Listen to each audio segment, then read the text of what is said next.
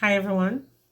I hope you had a great day and you're now winding down to get some rest and to get refreshed because you know you have to go to work tomorrow. Anyways, this is some hard talk because I want to ask some really hard questions. I want us to just think about it and tell me what you would do. Now, if you're in a relationship and your man is slapping you around, what would you do? I mean, slapping you around, he slaps you in your face, he calls you names, he knocks you out, even. What would you do? Do you think you should leave him? Do you think you should stay? Because he might say to you, he's sorry, and he really behaves as though he is sorry. And he makes it up to you by either taking you out or going to buy you something nice, or he does something that makes you feel that he never meant to harm you. And so you decide that you're gonna stay, but 2 or 3 weeks later the same thing happens and it becomes a cycle and you're still staying. I wonder. But you know, we find ourselves in all sorts of situations because there are some women who are caught between a rock and a hard place, and by that I mean they're not independent, so they are dependent on the man, and if he keeps beating her, she doesn't have a job, she doesn't know how to provide for herself, there may be children in the relationship, she doesn't have anywhere to go. So she has to sit there and take this beating day in, day out. Sometimes she's in fear for her life. He might choke her. He might push her down on the ground. He might fist her in the eye. He might kick her, walk on her, that kind of thing. A lot of women are going through a lot of things and they're just swallowing it and not talking about it because of the situation they're in. They're not empowered, so they can't leave. Because if they leave, they don't have anywhere to go. Families can't put them up. And it's not like in the States where you have all of these houses or halfway houses, whatever it is that you can always go to and get some shelter. It's not like that here. So you can just run away and, be safe. And then the state can send you somewhere else and you start afresh. We don't have that kind of thing here. Well, not that I know. Sometimes it has to be very dire situations and it cannot happen on a large scale either. Not here in Jamaica. And if that is so, if I'm wrong, somebody please let me know. But as far as I know, I don't know of anything like that, any program like that for women right now. So a woman will sit and be battered, be verbally, emotionally abused, whichever, financially even, because she might need money and he's not giving it to her and she has to go to him and ask him for it. And if he decides that she's not getting it, then she suffers, And if she were in a position to independently finance herself, then perhaps she would leave that relationship. It is a vicious cycle because sometimes the woman is in a position to leave the relationship, but the man doesn't want to let go. And then you know what can happen because it has happened many times over. There's also the situation where the woman thinks that the man loves her when he beats upon her.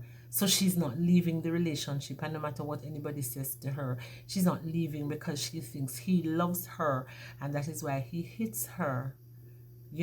I don't know where that culture has come from, where that socialization has come from, where that education has come from. But I can't see how you can feel that a man loves you if he's battering you, black and blue your eye, You can't see out of one eye, your skin is bruised, you don't want your friends or your family to know that this is what is happening, and still you sit there, and if they find out, you say that the man loves you. I guess, I don't know if sometimes they're not shown affection, and they think that when they're beaten, it shows that the man loves them, because some of these men apparently, after they've beaten them, they tell the woman, is you caused me to do this? How can I cause you to hurt me like that? And then I think what makes them stay is that they like the makeup. You hear people say, oh, the making up is the best part. So some women, believe it or not, will provoke their man to hit them. And then after that, they make up and they're happy. I don't understand this. I think those people are sadists, and I think that there's something psychologically wrong with them. How could you want somebody to batter you, and then after that you go lie down with them and enjoy yourself while you were battered earlier? I don't know. I don't know. And I really believe that our women need to be educated and empowered in such a way that they can get away from abusive relationships and stay safe, because it can become a generational curse, because if your children see you living in a situation like that, your girls or your boys will come up. The boys might batter women, the girls might allow men to batter them, and it goes on and on and on until somebody breaks the cycle. But I'm saying that our women need to be empowered and need to understand when they're being abused and how they need to get away from it and tell somebody what's happening, and not sit there until it's too late. Somebody needs to do something. So abuse comes in different ways, not just physical. It can also be emotional, verbal abuse. A man starts calling you names, he tells you what you look like, and nobody else wants you because you're not this kind of person and you're not that kind of person. Women, you need to value yourselves and know that you are beautiful, you are a child of God, and you're no less than anybody else. So you can't sit there and allow a man to turn you into what he thinks is a no good, because you don't need anybody to validate you. You have to believe in yourself and have confidence and take care of yourself. I think I'm going to do a series of these hard talks, because we need for people to be aware of what is going on and how to get around these situations when you're in an abusive relationship, so that you don't stay there and get yourself killed. I remember somebody told me about this friend that she had. She said the woman, the man had been abusing her, beating her all the time, beat her badly. And one night, ladies, I'm not saying that you're to do this, but I'm just telling you.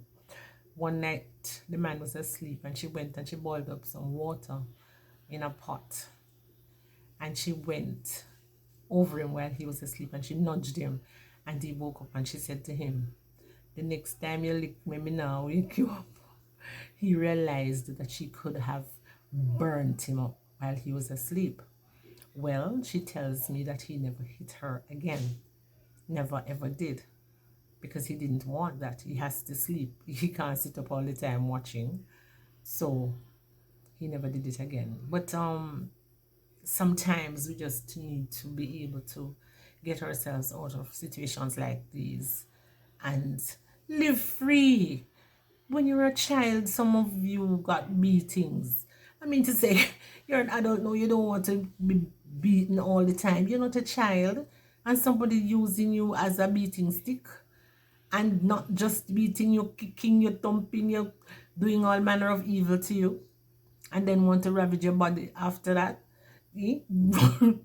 Ravage. ravish you after that. Can you imagine? No, I don't think so. So, ladies, don't allow it to happen. Let's do something about it, okay? So, we'll talk about that another time, what we can do to help ourselves to get away from these situations. Please remember to like, share, subscribe, hit the notification bell, leave a comment if you will. I'd really love to see some comments on this here little issue, and we'll see what comes of it. Leave your comments. And like I said before, you can use a pseudonym if you don't want to say your real name. All right. Thank you for watching. Have a good one. Bye.